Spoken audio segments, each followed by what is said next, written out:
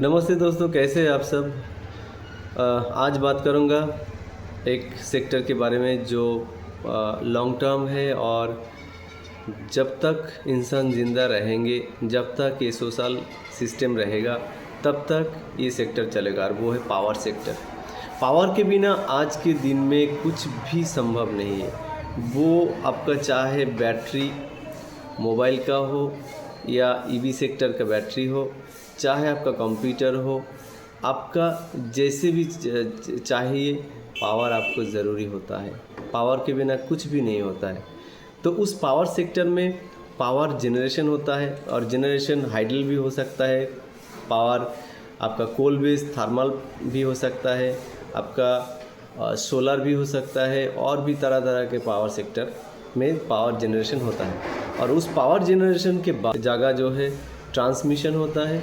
Transmission के बाद आता है डिस्ट्रीब्यूशन, और डिस्ट्रीब्यूशन से हमारा घर घर में आते हैं पावर, वो जिसको हम लोग एलटी बोलते हैं। LT means low tension line. और जो ट्रांसमिशन होता है वो हाई टेंशन होता है, और हाई टेंशन होता है 132 kVA से 400 kVA ट्रांसमिशन होता है। तो इस सब के लिए चाहिए आपको एक डिस्ट्रीब्यूशन ट्रांसफार्मर, ट्रांसमिशन के लिए जनरेटिंग ट्रांसफार्मर, और जहाँ पे जनरेशन होता है ऑल्टरनेटर, उस ऑल्टरनेटर से जनरेट होके जब 11.3 kVA जो जनरेट होता है वो आके जनरेटिंग ट्रांसफार्मर, जो पावर ट्रांसफार्मर बोलता है, उसमें आते हैं, और वो 400 kVA तक ले जाता है। 400 kVA जनरेट करके उसको ट्रांसफार्मर इसीलिए बोलता है क्योंकि वो वोल्टेज ट्रांसफॉर्म करता है एक लेवल से अलग लेवल तक, और इसीलिए 11.3 kVA वोल्टेज को 400 kVA तक ले जा सकता है ये पावर ट्रांसफार्मर। और ये पावर ट्रांसफार्मर हर जनरेशन सेक्टर में है, हर जनरेशन जगह पे है, वो coal based thermal power plant हो, हाइडल पावर प्लांट हो, और सोलर पावर प्लांट हो, और जो भी जगह हो।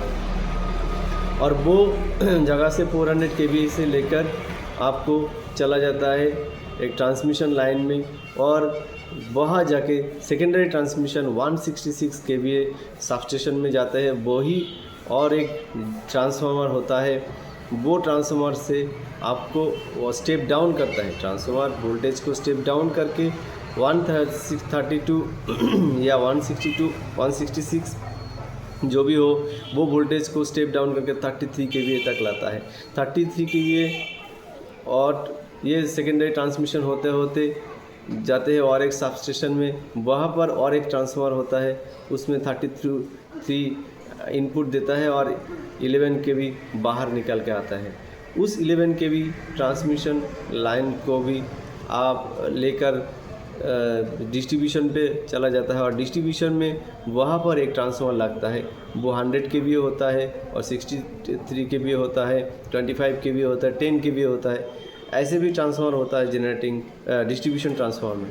और डिस्ट्रीब्यूशन ट्रांसफार्मर जहाँ इतने सारे होते हैं, और ये गली गली में, मोहल्ले में, घर घर के सामने, बड़े बड़े कमर्शियल कॉम्प्लेक्स के सामने, और भी स्कूल में, कॉलेज में, बहुत सारे जगह पे ये ट्रांसफार्मर लगता है।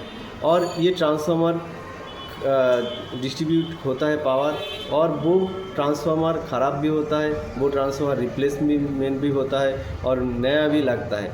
और इसीलिए ट्रांसफार्मर सेक्टर, ये कुछ ट्रांसफार्मर आप लोगों को देखेंगे कि ये ज़रूर लगेगा, और ट्रांसफार्मर सेक्टर कभी बंद नहीं होगा। इसीलिए आप लोगों को ट्रांसफार्मर सेक्टर में जो कंपनी है, जो स्टॉक है, उसको देखना चाहिए।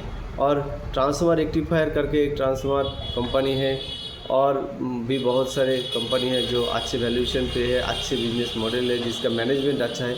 वैसे स्टॉक को आप लोगों को देखना चाहिए। और ट्रांसफार्मर एक बिज़नेस है जहाँ पे बहुत प्रॉफिट होता है, और डिस्ट्रीब्यूशन जब तक रहेगा तब तक हर ट्रांसफार्मर स्टॉक में बढ़ोतरी मिलेगा।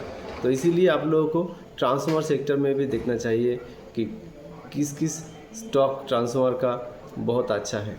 तो दोस्तों, अगर मेरी इस तरह की एनालिसिस आप लोगों को चाहिए तो मेरे इस चैनल को लाइक और सब्सक्राइब कीजिए। Thank you.